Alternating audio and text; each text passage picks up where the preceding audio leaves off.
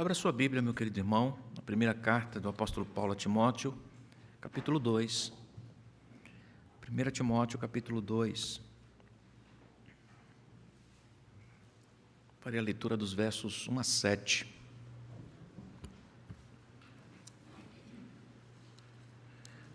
Primeira Timóteo, capítulo 2, versículos 1 a 7. Diz assim a Bíblia, a palavra de Deus: Antes de tudo, pois, exorto que se use a prática de súplicas, orações e intercessões, ações de graças, em favor de todos os homens, em favor dos reis e de todos os que se acham investidos de autoridade, para que vivamos vida tranquila e mansa, com toda piedade e respeito. Isto é bom e aceitável diante de Deus, nosso Salvador, o qual deseja que todos os homens sejam salvos e cheguem ao pleno conhecimento da verdade. Porquanto há um só Deus e um só mediador entre Deus e os homens, Cristo Jesus, homem, o qual a si mesmo se deu em resgate por todos, testemunho que se deve prestar em tempos oportunos. Para isto fui designado pregador e apóstolo, afirmo a verdade, não minto, mestre dos gentios na fé e na verdade. Amém. Um escritor que tece muitas considerações sobre o tema da oração, Bounds, escreveu algo pensando nesse desafio da oração, nesta direção. Abro aspas aqui.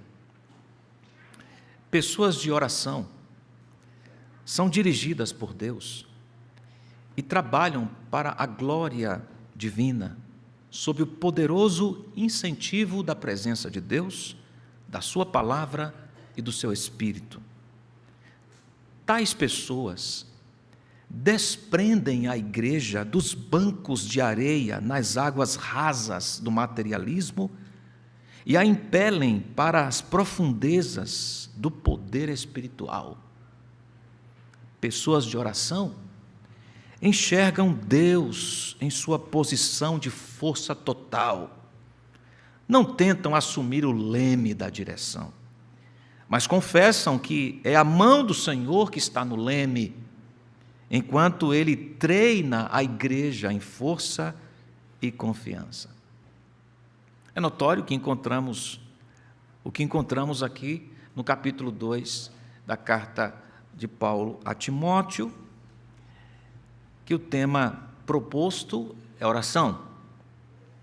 Importante lembrar que Paulo, após um período preso em Roma, então liberado, vai a Éfeso, se encontra com Timóteo lá em Éfeso, trata de alguns problemas, importantes problemas que estavam atacando a fidelidade da igreja, dentre estes, a questão do falso ensino. A igreja apresentava várias dificuldades, precisava de pastoreio, supervisão. Para isto, Paulo deixa Timóteo ali, para cuidar desses afazeres, para colocar as coisas em ordem, e vai embora. E depois envia uma carta a Timóteo, que estava em Éfeso, a fim de exortá-lo sobre como ele deveria proceder naquela igreja. É esta carta que temos aqui, a primeira carta de Paulo a Timóteo. Qual agenda Timóteo deveria considerar naquele grande desafio, para aquele grande desafio? Timóteo certamente tinha muitas tarefas para serem realizadas. A igreja demandava as muitas tarefas. Eu vou repetir isso. A igreja de Éfeso demandava muita diligência, muitas ações. Havia muito o que fazer. O que aquele jovem Timóteo, jovem pastor, deveria considerar diante das muitas tarefas?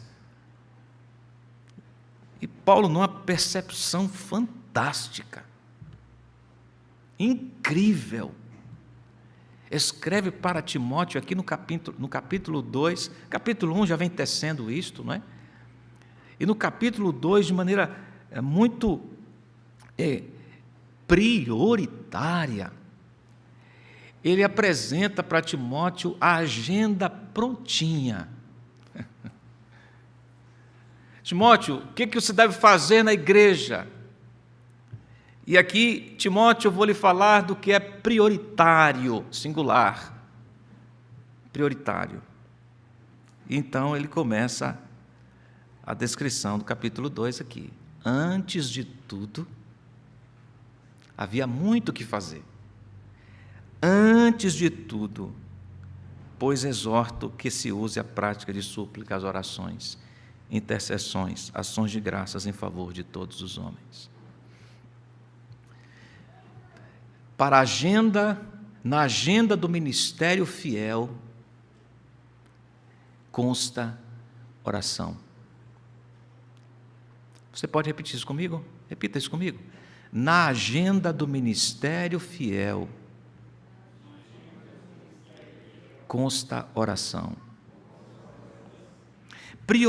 Prioritariamente, Timóteo deveria considerar a oração. Orar é afirmar que cremos e somos gratos pelo privilégio que Deus nos dá de participarmos da dinâmica sua naquilo que Ele mesmo está fazendo. Que privilégio!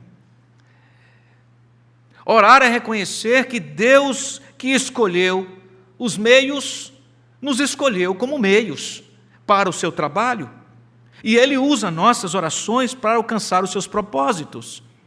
Ele escolheu nos usar a igreja para concluir seus propósitos no mundo, e Ele usa as orações da igreja para realizar mudanças na vida das pessoas por meio da aproximação da palavra, para alcançar os filhos, levando-os à palavra, para alcançar crianças, jovens, adultos, para providenciar saúde às pessoas a fim de que elas sejam conduzidas à palavra, para despertar crentes e descrentes. Que alcance espetacular desse meio chamado oração. E o texto fala de várias formas de orar em favor do mesmo alvo. Então o texto fala de súplicas, orações, intercessões e ações de graças. Várias formas de orar para o mesmo alvo. A ênfase aqui, com estas repetidas expressões, mostrando a variedade do campo na oração, está na urgência e na necessidade de buscar a Deus. A oração é esse canal da graça de Deus, em que Ele nos permite o deleite na comunhão com Ele, em que Ele nos recorda de nossa dependência, e não temos o controle de todas as coisas. A oração é como um sino retumbante que vai nos lembrando dessas coisas todas, que nós não somos autossuficientes. Se por um lado a consciência de quem somos nos impulsiona a orar, por outro lado, a consciência de quem Deus é estabelece a pauta e o hábito de nossas orações. Ressoam em nossa memória as palavras ditas pelo próprio Senhor, lá em Jeremias capítulo 33, versículo 1, ao seu profeta Jeremias. Veio a palavra do Senhor a Jeremias segunda vez, dizendo, estando ele ainda encarcerado no pátio da guarda, dizendo, assim diz o Senhor, que faz estas coisas, o Senhor que as forma para as estabelecer, o Senhor é o seu nome, invoca-me e te responderei. Anunciar-te-ei coisas grandes e ocultas que não sabes. A realidade de quem Deus é, conectada com a necessidade de invocarmos, orarmos. Então a oração é uma declaração sincera e verdadeira de rendição de nossa própria vontade ao propósito soberano de Deus.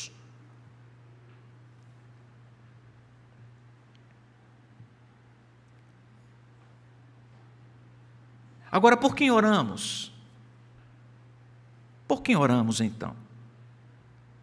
E o versículo 1 diz: exorto que se use a prática de súplicas, orações, ações de graças em favor de todos os homens, em favor dos reis e de todos os que se acham investidos de autoridade, para que vivamos vida tranquila e mansa, com toda piedade e respeito.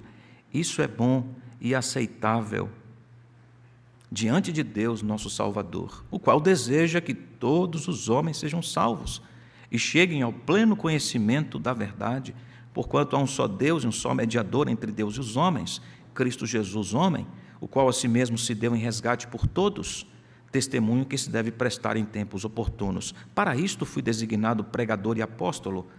Não minto, mestre dos gentios na fé e na verdade. Portanto, por quem oramos? Oramos por todos os homens. Versículo 1. Oramos em favor dos reis, em favor de todos os que são investidos de autoridade. Quem era o imperador na época em que Paulo escreveu esta epístola a Timóteo? Nero, provavelmente, 64 a 68 depois de Cristo. Quem foi Nero? Você se lembra de Nero? Foi aquele que mandou incendiar Roma e colocou a culpa nos cristãos. Em consequência desse ato, estourou uma grande perseguição por todo o império. Muitos irmãos nossos foram assassinados, queimados, lançados aos leões, foram presos. E é nesse contexto que Paulo estimula Timóteo a orar por todos, inclusive aqueles investidos de autoridade que estavam causando impedimentos para a propagação do Evangelho. Então nós temos aqui o ato de orar, tendo em mente nós mesmos e outras pessoas, em favor de todos os homens. Isto sinaliza que a oração nos leva para fora de nós mesmos, nos permitindo enxergar outros. Aqui está atrelado ao nosso chamado como igreja para alcançar o mundo com a luz de Deus. Que bela imagem da identidade da igreja está sendo considerada aqui nesse movimento da oração. Porque como embaixador de Deus, como representante de Deus nessa terra, o povo de Deus é chamado para levar os seus interesses a toda a criação. Como sacerdotes reais, nós oramos pelo mundo, oramos uns pelos outros, oramos por aqueles que estão fora da comunidade da fé. Isto nos revela que o nosso Deus não está circunscrito a este espaço da zona norte de São Paulo, que o nosso Deus não está apenas focado em nossas necessidades particulares como indivíduos que vivem seus dramas. Absolutamente. O nosso Deus é o Senhor do cosmos. O Senhor vivo transcende tudo isso e está interessado nas realidades concretas da vida real, do dia a dia, de toda a criação. Ele mantém, preserva e sustenta tudo. Não há nada que não seja dele. Ele sustenta o que ele criou. De certo modo, essa lembrança de Paulo a Timóteo está estruturada na realidade da adoração. Como adoração, pastor? Porque a oração está nesse cenário de adoração. Porque quando oramos, estamos relacionando Deus com o todo da vida e nos submetendo à realização da vontade de Deus. O que é isto? Adoração. Adoração. Submissão à vontade de Deus, consciência de quem Deus é, adoração. Então a oração está descansada no estrado da adoração. Qual a implicação imediata disto? É que, quando não oramos, estamos desconectados da realidade de quem Deus é, E o que ele faz? Consequentemente, iremos criar substitutos nos alvos de nossa adoração. Isto é, ídolos. Olha o grave perigo quando nós não oramos. Deixamos de ser permeados pela adoração ao Deus vivo. Então não é sem propósito que Paulo diz para Timóteo: antes de tudo, ore. Ore. Oramos para quê, irmãos? Oramos em favor de todos os homens, autoridades, reis, todos os homens, para que, versículo 2, vivamos vida tranquila e mansa. Ah, pastor, eu tenho orado por isso desde que eu me converti, sonhado com aquela casinha na beira da praia lá do Ceará. Ó, vida tranquila e mansa. Ah, pastor, eu tenho orado por isso mesmo, viu? Inclusive, eu queria chamar o senhor para se juntar a mim em oração, para que Deus me permita comprar aquela casinha na praia. Não. Eu posso até orar para que você compre essa casinha na praia e me convide para passar as férias lá também um dia. Mas não é esse o propósito aqui no texto. O que é vida mansa, irmã Marlene? Vida mansa e tranquila está conectada com o que foi dito antes e com o que está sendo dito, o que é dito em seguida. Observe aí o para quê do versículo 2, conectado com os versos 1 e 2, e fazendo a conexão 1 e 2 com 3 a 7. O para quê conecta 1 e 2, 3 a 7. Viver vida tranquila está associada ao que é bom e aceitável diante de quem? De Deus. E o que é bom e aceitável diante de Deus, à luz do que é dito no texto?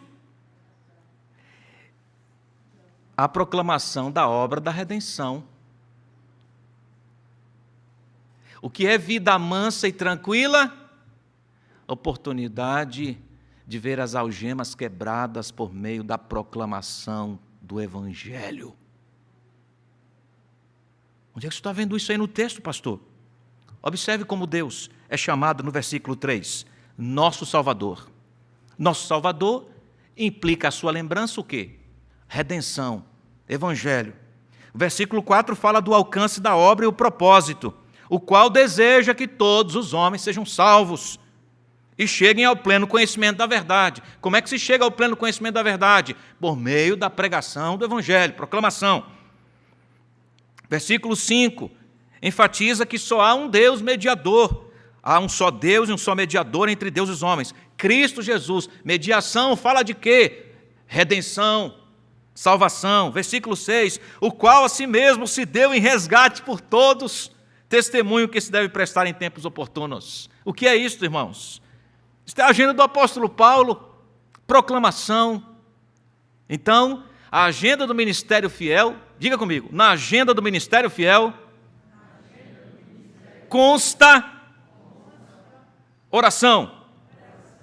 Na agenda do ministério fiel, consta proclamação. Oração e proclamação estão conectados. Oração e proclamação do Evangelho. Vida quieta e tranquila em piedade e honestidade tem a ver com a maior abertura para se pregar o Evangelho. Nós oramos para que o Senhor conceda a sua graça aos perdidos. Nós oramos para que a pregação chegue em terras que foram preparadas pelo Santo Espírito, pois é somente pela iluminação e revelação do Evangelho que o rebelde pode ser pacificado, que o perdido pode se encontrar com a salvação. E o meio de chegada do Evangelho é a proclamação. Romanos 10, 14, 15, 17. Como, pois, invocarão aquele em quem não creram? E como crerão naquele de quem não ouviram? E como ouvirão, se não há quem pregue? E como pregarão, se não forem enviados? De sorte que a fé é pelo ouvir, e o ouvir pela palavra de Deus. Isto justifica a exortação dada por Paulo a Timóteo, antes de tudo. Oração, proclamação. Se a salvação é obra do soberano Deus, olha a lógica aqui, a equação. A salvação é obra do soberano Deus. Então nós recorremos a Ele em oração, para que Ele estenda a sua mão para salvar o perdido. E Ele o faz através da proclamação do Evangelho. A oração não converte ninguém, é verdade.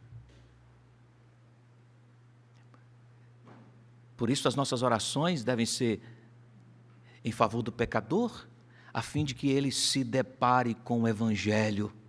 E então, ouvindo o Evangelho, seus olhos sejam abertos. É assim que oramos pelo perdido. Senhor, põe alguém na vida dele para pregar o Evangelho. Senhor, me dê a oportunidade de eu pregar para ele. E quando eu pregar, que os olhos deles se abram. Senhor, visita a minha tia lá, envia um crente, permita que ela ouça o Evangelho de alguma maneira. Está no hospital, permita que o Evangelho seja ouvido por ela no hospital. É assim que nós oramos, pedindo para que o Evangelho ilumine os olhos, a alma, e que tudo faça sentido nesse perdido, que ele se encontre, ou que ele seja encontrado pela salvação. Encontre vida que há em Cristo Jesus. O para quê, então, tem esse objetivo.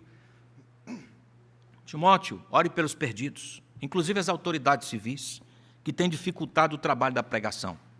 Ore por elas, para que conheçam a Cristo, e assim oportunidades pacíficas nos sejam dadas a fim de pregar o Evangelho. Veja qual é o objetivo da oração. Tem a ver com a proclamação. Não só por uma situação favorável socialmente falando. A prioridade aqui é o alcance dessa alma pela luz do Evangelho. Pois esse ministério, isto é, oração e pregação, agradam a Deus, versículo 3, isto é bom e aceitável diante de Deus. Guarde isso. Oração e pregação. Isto é bom e aceitável diante de Deus. Que expressão doce, não é? Saber que algo é bom e aceitável diante de Deus. E Paulo lembra Timóteo disto. Colossenses capítulo 4, versículo 3, nós encontramos lá o apóstolo Paulo novamente dizendo: suplicai ao mesmo tempo também por nós, para que Deus nos abra porta à palavra, a fim de falarmos do mistério de Cristo, pelo qual também estou algemado. Portai-vos com sabedoria para com os que são de fora, aproveitai as oportunidades. Oração, pregação. Isso é bom e aceitável diante de Deus, nosso Salvador, o qual deseja que todos os homens sejam salvos e cheguem ao conhecimento da verdade. Precisamos nos lembrar que na igreja de Éfeso havia fundamentalmente dois grupos que estavam criando dificuldades. O primeiro grupo era um grupo formado por judeus que estavam defendendo uma espécie de colônia só para eles. Só eles se enxergavam beneficiados, agraciados. Nós observamos isto claramente na interpretação equivocada da lei que eles faziam aqui, descrita a interpretação, no capítulo 1, versículos 8 a 11, de Timóteo, da carta a Timóteo. Então, falhavam na observância da lei, na interpretação da lei, porque tinham em mente um pensamento teológico equivocado acerca do alvo de Deus, do propósito de Deus. E achavam que era só para eles, judeus. Diziam que alguém só seria salvo pela sua obediência da lei. E que, portanto, a salvação pertencia somente aos judeus. Então, os gentios estavam perna, para que te quero? Estavam fora disso. Por outro lado, havia outro grupo na igreja de Éfeso que acreditava que a salvação pertencia somente a uma elite que havia atingido um certo nível de conhecimento e que havia agregado vários elementos da filosofia grega, uma espécie de elementos mediadores que se colocavam entre Deus e os homens, diminuindo a obra de Cristo, portanto, dizendo que Cristo não era suficiente. Esses dois grupos estavam trazendo problemas, e Timóteo tinha que resolver aquele problema lá com a igreja, resolver essa discrepância entre esses grupos. Então, se o judeu achava que a salvação era só para ele, o gentio acreditava que a salvação era só para aqueles que desenvolviam um certo saber. Esse certo saber os elevaria a uma experiência mística. Aí então Paulo vem aqui para Timóteo e fala da abrangência da cruz. A abrangência da obra da cruz atinge todo mundo. Agora a questão aqui é, quem é todo mundo? O qual deseja que todos os homens sejam salvos. Quem são esses todos os homens aqui? A ênfase aqui, de maneira coerente com o escrito apostólico, bíblico, diz respeito a pessoas de todas as raças, cores, etnias. Não diz que é todo mundo de todo lugar, todo ser humano, indistintamente a totalidade do ser humano, da humanidade, mas diz respeito a pessoas de todos os lugares. Deus tem os seus eleitos espalhados por todos os lugares, pessoas de várias cores e raças. Por que Paulo escreve isso? Para corrigir o problema interpretativo entre judeus, que achavam que só para eles, só sendo judeu, e o outro grupo, gentios, achando que só aqueles que tinham uma interferência diferente de Cristo tinham, então, a salvação. E Paulo diz, não. O desejo de Deus é que pessoas de todos os lugares, raças, povos, línguas, nações, sejam salvas e cheguem ao pleno conhecimento da verdade. Veja como isso está em harmonia com outro texto bíblico, texto de Romanos, capítulo 1, escrito pelo apóstolo Paulo, versículo 13.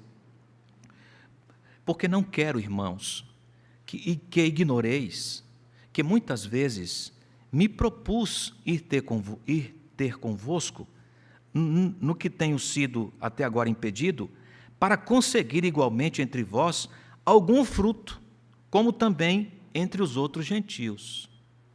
Pois sou devedor tanto a gregos quanto a bárbaros, tanto a sábios como a ignorantes.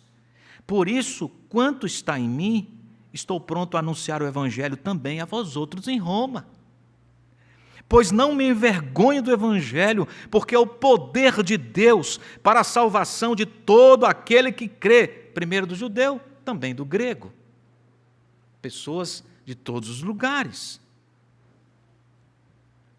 Porque é um só mediador, um só Deus mediador entre Deus e os homens, Cristo Jesus, o qual se entregou em resgate. Aí, Paulo, no versículo 6, fala do evangelho em pessoa, é Cristo Jesus e sua obra. Era com isto que Timóteo deveria se ocupar prioritariamente. Diante de tantos afazeres na igreja, Timóteo não deveria olvidar-se de oração e proclamação. Ele não poderia se esquecer disso. Tinha que ser prioritário na agenda dele. Pergunto para você, meu dileto irmão, com toda honestidade diante de Deus, essas têm sido as ênfases na agenda da sua vida? É com isto que você está ocupado? Diante de tantos afazeres, a ordenança bíblica para o ministério fiel consta de zelar por oração e pregação. Como está a sua vida de oração? Como está a sua vida proclamadora? Timóteo deveria considerar como prioritário na sua agenda oração e proclamação. E ambas as ações estavam sustentadas pelo estrado da adoração. Assim nós também devemos viver, orando em favor uns dos outros, orando em favor dos filhos. Há um projeto lindo da SAF intitulado Mães Orando pelos Seus Filhos, projeto Ana, projeto espetacular, bendito. Imagina aqui a gente ter encontros aqui na igreja só para orar pelos filhos, colocar uma faixa imensa aí nesse portão da igreja, de fora a fora, convidando as mães do bairro para virem aqui. Mães, venham orar pelos seus filhos. Quantas mães estão aí desesperadas para orar pelos seus filhos? Fizemos aquela saída evangelística para entregar Bíblias aqui na rua. O que mais escutávamos é: ore pelo meu filho, ore pela minha filha. Era a mãe que estava pedindo oração por uma filha que havia tentado suicídio, pai que estava pedindo por um filho que estava envolvido nas drogas. Um monte de necessidades. Então imagina o impacto disso, os moradores passando na porta da igreja e o convite da igreja para que essas mães venham orar pelos seus filhos aqui. Todos os domingos, 8 da manhã, mães orando pelos filhos na igreja. Nós oramos pelos filhos, oramos pelos vizinhos, oramos por aqueles que conhecem a Deus e por aqueles que não conhecem a Deus. Na verdade, aqui no contexto, o alvo são aqueles que não conhecem a Deus. Nesse contexto aqui. Não significa que está excluindo quem conhece a Deus, as orações que fazemos, intercedendo pelos outros. Mas o contexto aqui é: orem pelos perdidos. Oramos pelas nações, oramos pela igreja do Oriente, oramos pela igreja do Ocidente, oramos pelos conflitos geopolíticos, oramos pelas questões sociais, mas para que as pessoas cheguem ao conhecimento do Evangelho. Nós oramos e nós pregamos. Oramos para que as pessoas reconheçam a sua condição de inimizade diante de Deus. Oramos para que elas percebam que estão num abismo profundo e em trevas, e que só há uma solução de resgate, que está em Deus, em seu Filho Jesus Cristo. Ele o fez mediador, o único mediador entre Deus e os homens. Nós oramos para que as pessoas recebam um novo coração, que desejará agradar a Deus, desfrutar da glória de Deus, que desejará viver em reconhecimento dessa glória e levar esse reconhecimento aos que estão perdidos sem esperança. Nós oramos por isso, está na nossa pauta de oração. O Senhor, oro por mim, oro por mim, oro por mim, oro por mim, oro por mim. A oração nos leva para fora de nós mesmos. Nós oramos por quem, inclusive, nem conhecemos. Veja como a oração é inclusiva, não é? É muito interessante que muitas pessoas que falam de inclusão hoje vivem só para si e falam de inclusão. Tudo que elas defendem é para elas mesmas e falam de inclusão. Sabe qual é a melhor maneira de inclusão? Orar pelas pessoas e pregar o Evangelho para elas. Porque o Evangelho alcança brancos, pretos, pardos, amarelos, todos, mulatos, caboclos, todos, europeus, africanos, brasileiros, sul-americanos, todos, gente de todo lugar. Você tem orado assim? Oh, meus irmãos, que desafio, mas ao mesmo tempo que bênção, saber que a gente já sabe qual é a prioridade. A gente já sabe por onde a gente deve caminhar. Olha, seminarista Diego, eu vou lhe dar uma tarefa dificílima e você vai se virar para encontrar o caminho.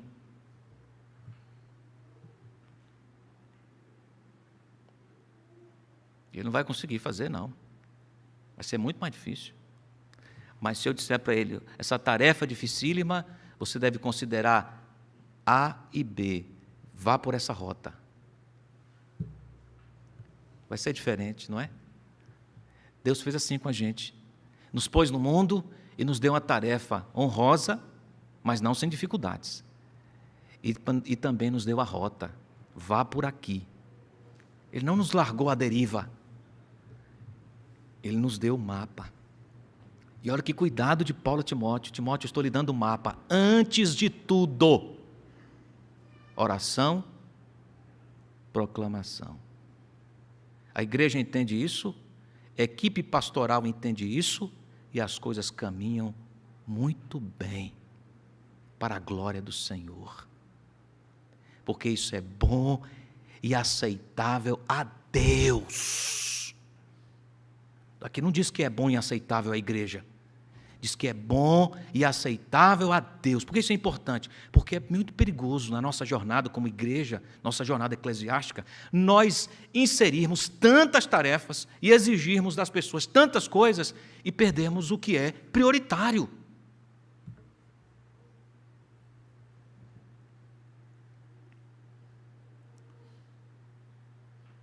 As pessoas acham que o pastor tem que cruzar o escanteio e cabecear, que tem que tocar serrote, só se for na cabeça do crente desajeitado. Então impõe tantas tarefas, e nós fazemos isso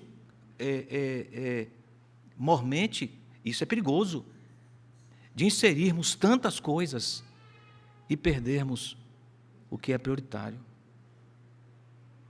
A igreja não caminha com ações de entretenimento.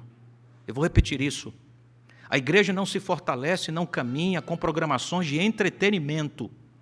A igreja se fortalece e caminha com oração e proclamação, é o que diz a Bíblia.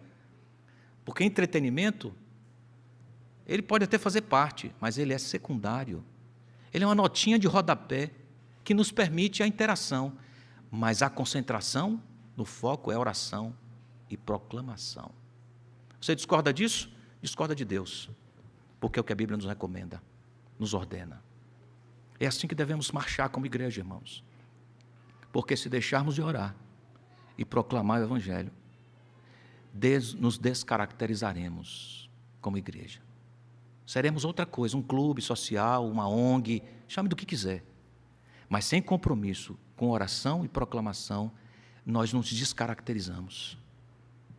E há muitos movimentos religiosos, não igreja, que se descaracterizaram, se tornaram movimentos religiosos, porque perderam a agenda de Deus. Você sabe do que eu estou falando, não é? Que Deus nos ajude, que você seja um homem de oração, uma mulher de oração, um proclamador do Evangelho. Em nome de Jesus.